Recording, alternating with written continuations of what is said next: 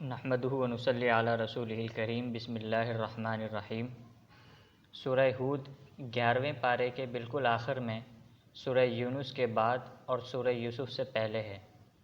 اس سورت میں کفار مکہ کو بار بار تنبیہ کی گئی ہے، انہیں ایمان لانے کی نصیحت کی گئی ہے اور اس عذاب سے ڈرایا گیا ہے جو پیغمبر کی نافرمانی کرنے والی قوم پر آیا کرتا ہے۔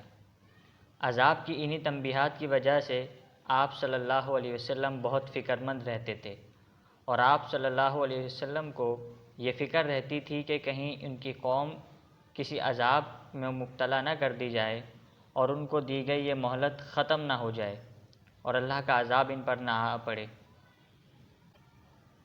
جو پچھلی قوموں پر آیا کرتا تھا۔ اس صورت میں قوم نوح، قوم عاد و سمود، اصحاب مدین اور آل فرعون پر آنے والے عذاب کا ذکر بھی کیا گیا ہے۔ ایک مرتبہ حضرت ابوبکر صدیق رضی اللہ تعالیٰ عنہ نے آپ صلی اللہ علیہ وسلم سے پوچھا، یا رسول اللہ، آپ پر تو بڑھاپے کے آثار نمایاں ہو گئے ہیں۔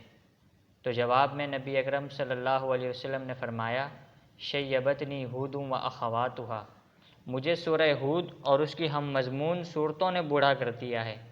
ان صورتوں کو پڑھ کر آپ صلی اللہ علیہ وسلم کو ہر وقت یہ اندیشہ گھلائے رہتا تھا کہ کہیں مہلت عمل ختم نہ ہو جائے اور اس قوم پر بھی عذاب نازل نہ ہو جائے جس طرح پچھلی قوموں پر عذاب نازل ہوتا تھا۔ نبی صلی اللہ علیہ وسلم نے اپنی قوم کو اللہ کی بندگی کی طرف بلایا اور فرمایا کہ اپنے رب سے معافی مانگو اور اس کی طرف پلٹ آؤ، تو وہ تمہیں ایک مدت خاص تک اچھا سامان زندگی فراہم کرے گا، اور یہ مستحق فضل کو اللہ تعالیٰ اپنے خاص فضل سے نوازے گا۔ جو بھی مستحق فضل ہوگا اس کو اور فضل عطا کرے گا۔ استغفار اور توبہ کی برکت سے مہلت میں اضافہ ہوتا ہے، عذاب کو ٹال دیا جاتا ہے اور ایسا سامان زندگی فراہم کیا جاتا ہے جو آدمی کو دنیا پرستی اور فتنے میں پڑنے کی بجائے اللہ سے جوڑے رکھتا ہے۔ دوسری طرف کفار مکہ کا طرز عمل یہ ہو گیا کہ جب وہ آپ صلی اللہ علیہ وسلم کو آتا ہوا دیکھتے تو سینہ موڑ کر نکل جاتے یا کپڑے سے اپنے آپ کو ڈھانک لیتے تاکہ آپ صلی اللہ علیہ وسلم کا سامنا نہ کر سکیں۔ یہ لوگ سمجھ رہے تھے کہ ان پر اگر عذاب نازل نہیں ہو رہا تو شاید یہی لوگ برحق ہیں۔ وہ مطالبہ کرتے کہ اگر آپ سچے ہیں تو عذاب کیوں لے کر نہیں آتے؟ فرمایا، جب عذاب آ جاتا ہے تو وہ کسی کے پھیرنے سے نہیں پھیرا جا سکتا۔ اللہ تعالیٰ نے فرمایا، جو شخص بھی محض دنیاوی زندگی کی عیش و عشرت کا طلبگار ہو، اس کے لیے دن رات کوشش میں لگا رہے تو اللہ ان کی کوششوں کا بدلہ دنیا میں ہی انہیں دے دیتا ہے، لیکن آخرت میں ان کا کوئی حصہ نہیں ہوتا، ان کا سب کیا دھرا دنیا میں ہی ختم ہو جاتا ہے۔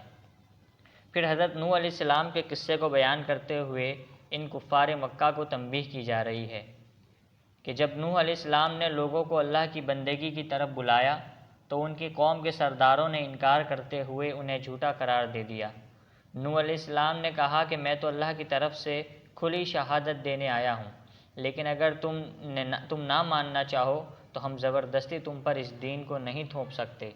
نوح علیہ السلام نے بار بار سمجھانے پر قوم کے سردار ان سے کہنے لگے، اے نوح، تم نے ہم سے بہت جھگڑا کیا ہے، بہت جھگڑا کر لیا اور بہت کر لیا، اب تو بس اگر تم سچے ہو تو عذاب ہی لے کر آ جاؤ۔ نوح علیہ السلام نے کہا، عذاب تو اللہ لاتا ہے اور اگر وہ آ جائے تو تم اسے روکنے کی طاقت بھی نہیں رکھتے۔ اللہ نے نوح علیہ السلام کو کشتی بنانے کا حکم دیا۔ جب وہ کشتی بنانے لگے تو قوم ان کا مذاق اڑانے لگی کہ بھلا یہ کشتی زمین پر چلے گی؟ یہاں تو کوئی دریا، کوئی سمندر موجود ہی نہیں ہے۔ لیکن پھر جب عذاب کا وقت آ گیا تو حضرت نوح علیہ السلام کے ساتھ تمام اہل ایمان کشتی میں سوار ہو گئے اور ایک عظیم طوفان آ گیا۔ حضرت نوح علیہ السلام کا ایک بیٹا جو کافر تھا، نوح علیہ السلام نے طوفان کے وقت اسے پکارا کہ کافر مت بنو، کشتی میں آ جاؤ، لیکن اس نے کہا کہ میں وہ پہاڑ کی چوٹی پر چڑھ جاؤں گا اور اپنی جان بچا لوں گا۔ حضرت نوح علیہ السلام نے کہا کہ آج کسی کو کوئی نہیں بچا سکتا، صرف اہل ایمان جو اس کشتی میں سوار ہوں گے انہی کو اللہ کی طرف سے بچایا جائے گا۔ یہ تبادلہ خیال جاری ہی تھا اور یہ مکالمہ جاری تھا، اس دوران ایک لہر آئی اور اس کافر بیٹے کو بھی جا کر اس نے غرق کر دیا۔